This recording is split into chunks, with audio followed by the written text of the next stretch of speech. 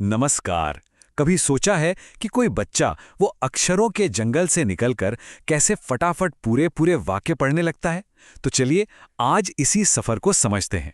हम phoenix education के उन बेसिक आइडियाज को जानेंगे जो असल में छपे हुए निशानों को आवाज और उस आवाज को मतलब देने का जादू करते हैं। अब देखिए, ये सवाल सुनने में तो बहुत सीधा सा लगता है ना? पर एक बच्चे के दिमाग के लिए ये बहुत बड़ा चैलेंज है। सोचिए, वो जो देख रहा है, कागज पर बस एक काला निशान, उसे अपनी सुनी हुई आवाज से कैसे कनेक्ट करे? पढ़ने की राह में ना, ये पहली और सबसे बड़ी मुश्किल है। और फोनिक्स वो हमें इसी मुश्किल को पार करने का एक तरह से नक्शा देता है। तो ये है हमारा आज का रोड मैप। हम शुरुआत करेंगे सबसे छोटी यूनिट यानी आवाज से। फिर हम वावल्स की पावर को समझेंगे और ये भी देखेंगे कि जब लेटर्स मिलकर टीम बनाते हैं तो क्या होता है। और हाँ, आखिर में कुछ प्रैक्टिकल टीचिंग टिप्स पर भी नजर डालेंगे। तो पढ़ने की राह पर यह है हमारा सबसे पहला कदम। अच्छा, शब्दों को ना आवाज की ईंटों से बनी एक दीवार की तरह समझिए।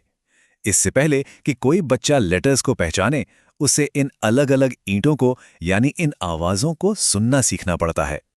तो सवाल यह है कि सिखाने की शुरुआत करें तो करें कहाँ से? ये करिकुलम एक बहुत ही शानदार तरीका बताता है बच्चे के अपने नाम से। देखिए, किसी अनजान शब्द के बजाय जब मेरा नाम रिया है जैसी कोई पर्सनल चीज इस्तेमाल होती है ना, तो ध्यान फौरन खिंच जाता है। और बस यहीं पर असली जादू होता है। एक जाना पहचाना नाम वो अपनी अलग अलग आवाजों में टूट जाता है। र, ए, य, आ, टोटल 4 आवाजें। ये वो आहा मोमेंट है जब साउंड अवेयरनेस जैसा एक मुश्किल सा आइडिया बच्चे के लिए एकदम क्लियर और समझने लायक बन जाता है।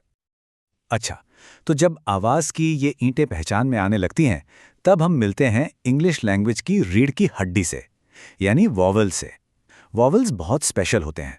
मतलब ये गिरबिट की तरह होते हैं, क्योंकि हर वॉवल कम से कम 2 अलग अलग आवाजें निकाल सकता है, एक छोटी और एक लंबी। फर्क सुनने के लिए नजरा इन 2 शब्दों पर ध्यान दीजिए।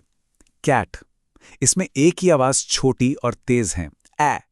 अब सुनिए केक, यहां एक ही आवाज लंबी है और लेटर के नाम जैसी ही है, ए, है ना? आवाज का ये जरा सा फर्क शब्द का पूरा मतलब ही बदल देता है। इस कॉन्सेप्ट को और पक्का करने के लिए करिकुलम में कई एक्टिविटीज के जरिए प्रैक्टिस कराई जाती है, जैसे कैट और रैट जैसे शब्दों की छोटी आवाजों को मेट्स और बेक जैसी लंबी आवाजों के साथ रखकर प्रैक्टिस करना। ये बार बार करने से न कान इन छोटे लेकिन बहुत जरूरी फर्कों को पहचानने के लिए ट्रेन हो जाते हैं। तो ठीक है, एक बार जब अलग अलग आवाजें और वावल्स समझ आ जाते हैं, तब हम पहुंचते हैं अगले लेवल पर। यहां हम उस मैजिक को देखेंगे जो तब होता है जब 2 लेटर्स मिलकर एक टीम बना लेते हैं और एक बिल्कुल नई आवाज पैदा करते हैं। इस टीम को एक स्पेशल नाम दिया गया है, डायग्राफ। ये एक सिंपल लेकिन बहुत पावरफुल कॉन्सेप्ट है। इसमें होता क्या है कि 2 लेटर्स अपनी अपनी आवाज भूलकर एक नई सिंगल आवाज में मिल जाते हैं। और कई कॉमन वर्ड्स को तेजी से पढ़ने के लिए डायग्राफ को समझना बहुत बहुत जरूरी है। चलिए कुछ कॉमन एग्जाम्पल्स देखते हैं। एस और एच मिलकर स ह नहीं बल्कि श बन जाते हैं, जैसे शाक में। सी और एच मिलकर च की आवाज बनाते हैं, जैसे चाट में। और पी और एच मिलकर फ की आवाज निकालते हैं, जैसे फोन में। देखा, हर बार एक बिल्कुल नई आवाज। अब आती है सबसे जरूरी बात। देखिए, ये सारी थ्योरी किसी काम की नहीं है अगर इसे इस्तेमाल में ना लाया जाए। इसीलिए ये करिकुलम सिर्फ थ्योरी पर नहीं रुकता।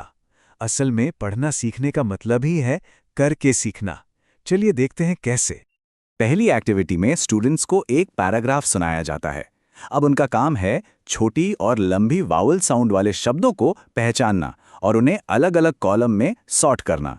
ये एक्सरसाइज उनके कानों को एक सेंटेंस के अंदर वावल साउंड्स के बीच का फर्क पहचानने के लिए ट्रेन करती है। डायग्राफ एक्टिविटी तो एक मजेदार ब्रेनस्टॉर्मिंग गेम जैसी है। स्टूडेंट्स को एक डायग्राफ का फ्लैश कार्ड दिखाया जाता है और उन्हें उस आवाज से शुरू होने वाले शब्द सोचने होते हैं। इससे क्या होता है, एक तो कॉन्सेप्ट मजबूत होता है, दूसरा उनकी वोकैबुलरी बढ़ती है और वो शब्दों का प्रैक्टिकल यूज भी सीखते हैं। और आखिर में ये करिकुलम सिर्फ इस पर नहीं रुकता कि क्या सिखाना है, बल्कि इस पर भी बहुत जोर देता है कि कैसे सिखाना है।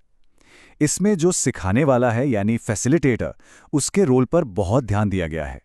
करिकुलम में कुछ बहुत ही प्रैक्टिकल स्ट्रैटेजीज बताई गई हैं, जैसे अलग अलग मटेरियल यूज करना, सीखने को एक्टिव बनाना और सबसे जरूरी फ्लेक्सिबल होना। इन सब के पीछे एक ही आइडिया है, सिखाने के तरीके को सीखने वाले के हिसाब से बदलना, ना कि सीखने वाले को तरीके के हिसाब से बदलने की कोशिश करना।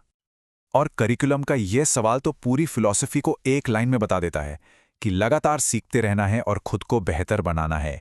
एक अच्छा टीचर हमेशा खुद से यही पूछता है, मैं अगली क्लास में और बेहतर कैसे कर सकता हूं। तो संक्षेप में कहें तो पढ़ने का ये पूरा सफर इन्हीं बिल्डिंग ब्लॉक्स पर टिका है। ये आवाज की सबसे छोटी यूनिट से शुरू होता है, फिर वावल्स की बारीकियों से गुजरता है, लेटर्स की टीम को समझता है और आखिर में जाकर पूरे शब्द को पहचानने तक पहुंचता है। तो हम आपको इस सवाल के साथ छोड़ जाते हैं।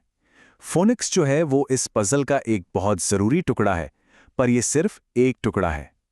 लैंग्वेज सीखने की इस बड़ी सी दुनिया में और कौन से बिल्डिंग ब्लॉक्स हैं जो सबसे ज्यादा मायने रखते हैं, इस पर सोचना वाकई में काफी दिलचस्प है।